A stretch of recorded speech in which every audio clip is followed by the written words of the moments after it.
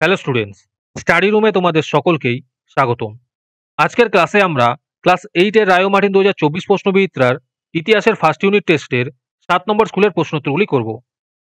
ইতিহাসের আগের স্কুলের প্রশ্নোত্তরগুলি তোমরা যদি দেখে না থাকো তাহলে অবশ্যই আমাদের চ্যানেলে গিয়ে দেখে নিও। নিচে ডিসক্রিপশনে লিঙ্ক আমি দিয়ে রাখলাম। আর তোমরা যদি আমাদের চ্যানেলে নতুন হয়ে থাকো তাহলে চ্যানেলটিকে সাবস্ক্রাইব করে পাশে থাকা বেল আইকনটি অলে প্রেস করে রেখো। তাহলে পরে ক্লাসের ভিডিওগুলি আমি আপলোড করলেই তোমাদের কাছে নোটিফিকেশন পৌঁছে যাবে। তাহলে শুরু করা যাক। 1 নম্বরে আছে সঠিক উত্তরটি বেছে নিয়ে বাক্যটি পুনরায় লেখো। 1 নম্বর প্রশ্ন হলো, স্বাধীন হায়দ্রাবাদ রাজ্যের প্রতিষ্ঠাতা কে? এর উত্তর হবে নিজামুল মুলক। 2 নম্বর প্রশ্ন হলো, কোন সন্ধি স্বাক্ষরের ফলে দ্বিতীয় বাজিরাও অধীনতামূলক মিত্রতা নীতি মেনে নেন?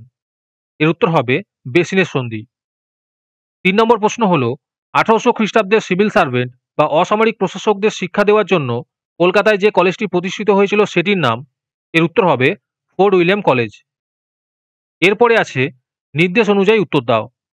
1 নম্বরে আছে সত্য না মিথ্যা লেখো।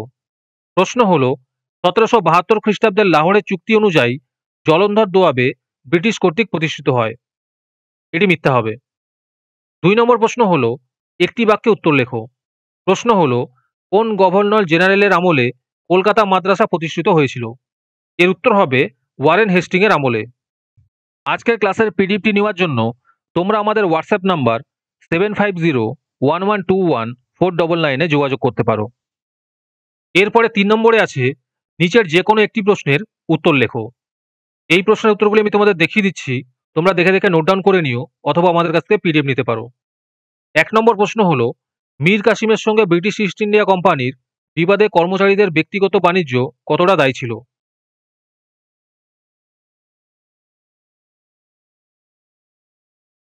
দু নম্বর প্রশ্ন হলো, পিটের ভারত শাসন আইনের ফলে ভারতে প্রশাসনিক ক্ষেত্রে কি কি পরিবর্তন হয়েছিল?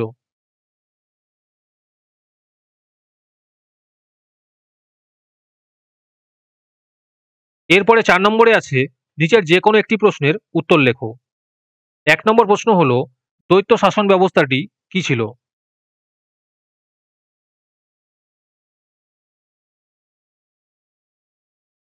এরপর 2 নম্বর প্রশ্ন হলো, শিক্ষা বিস্তারে শ্রীরামপুর ব্যাপটিস্ট মিশনের ভূমিকা কি ছিল?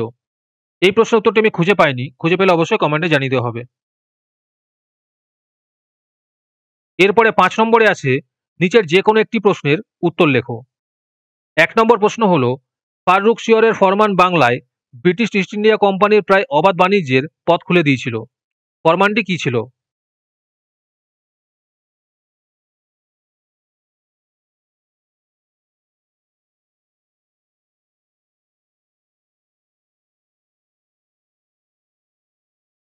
এরপরে 2 নম্বর প্রশ্ন হলো, মেকলের প্রতিবেদনটি কি ছিল?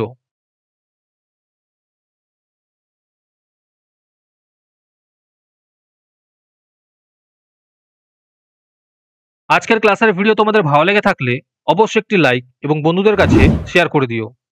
পরের স্কুলগুলির প্রশ্নোত্তরের ভিডিও তাড়াতাড়ি পেতে চ্যানেলটিকে অবশ্যই সাবস্ক্রাইব করে রেখো। তাহলে দেখা হচ্ছে পরের ক্লাসে।